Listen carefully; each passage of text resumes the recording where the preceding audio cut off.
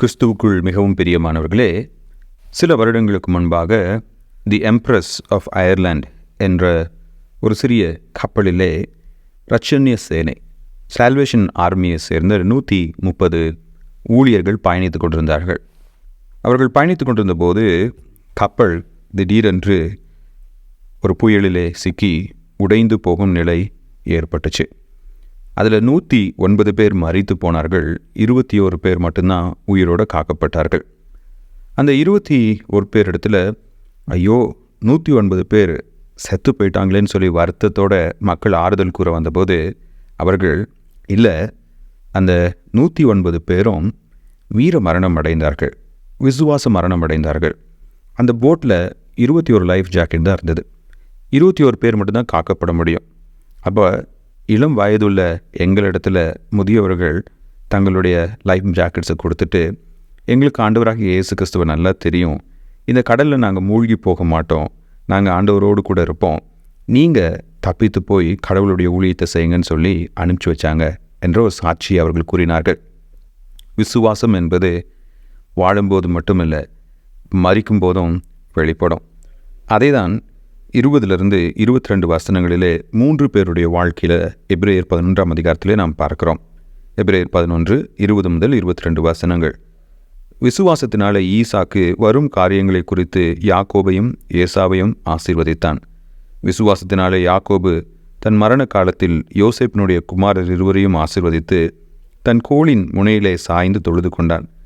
விசுவாசத்தினாலே யோசேப்பு இஸ்ரவேல் புத்திரர் எகிப்து தேசத்தை விட்டு புறப்படுவார்கள் என்பதை பற்றி தன் அந்நிய காலத்தில் பேசி தன் எலும்புகளை குறித்து கட்டளை கொடுத்தான்.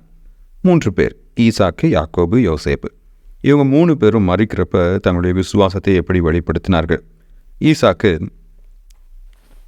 யாக்கோபு, ஏசா, இவங்க 2 பேருடைய எதிர்காலம் எப்படி இருக்குன்னு சொல்லி தெரிந்து 2 பேர்த்தையும் ஆசீர்வதித்தான். ஒருவேளை நம்ம நினைக்கலாம், யாக்கோபு ஏமாற்றி தானே ஆசீர்வாதத்தை பெற்றுக்கொண்டான் என்று. ஈசாக்கு அந்த ஆசீர்வாதத்தை திரும்ப பெற்றுக்கொண்டிருக்கலாம். ஆனால் அவனுக்கு கடவுளுடைய திட்டம், தேவன் யாக்கோபை தெரிந்து கொண்டார் என்பதை உணர்ந்து அந்த விசுவாசத்தினாலே அவனுக்கு கொடுத்த ஆசீர்வாதத்தை அவன் சாபமாக மாற்றாமல் அதிலே அவன் உறுதியாய் இருந்தான். அதே போல தான் யாக்கோபு தன்னுடைய மரண படுக்கையில் யோசேப்பின் 2 பிள்ளைகளை ஆசீர்வதிக்கும் போது இளைய மகனை ஆசீர்வதிக்கிறார். அப்போ யோசேப்பு உடனே வந்து சொல்கிறான், அப்பா அவன் இல்லை, இவன் தான் மூத்த மகன். உடனே அவன்கிட்ட யாக்கோபு சொல்கிறார், இல்லை, கடவுளுடைய திட்டம் இதுதான். கடைசியாக யோசேப்பு தான் மரிக்கும்போது தன்னுடைய எலும்புகளை இஸ்ரவேல் மக்கள் தாங்கள் விடுதலையாகி செல்லும்போது கானானிலே எடுத்துக்கொண்டு அடக்கம் செய்ய வேண்டும் என்று கூறினான். யாக்கோபு மரித்தபோது யோசேப்பு பார்வோன்ட்டு பர்மிஷன் வாங்கிட்டு உடனடியாக கொண்டு போய் அவனுடைய சரீரத்தை கானானில் அடக்கம் பண்ணிட்டு வந்தார். அதே மாதிரி தன்னையும் அடக்கம் பண்ண வேண்டும் என்று அவர் சொல்லியிருக்கலாம். ஆனால் அவருக்கு தெரியும், ஒரு நாள் கடவுள் நிச்சயமாக தன்னுடைய வாக்குத்தத்தத்தை நிறைவேற்றுவார், அப்போ என்னுடைய சரீரத்தை அடக்கம் பண்ணால் போதும், அது வரைக்குமே என்னுடைய எலும்புகள் உங்கள் மத்தியில் என்ன சொல்லி கொண்டிருக்கும் என்றால், கர்த்தர் நிச்சயம் நம்மை கானான் தேசத்திற்கு அழைத்து செல்வார் என்பதை நினைவுபடுத்தி கொண்டே இருக்கும் என்று யோசேப்பு கூறியிருந்தார்.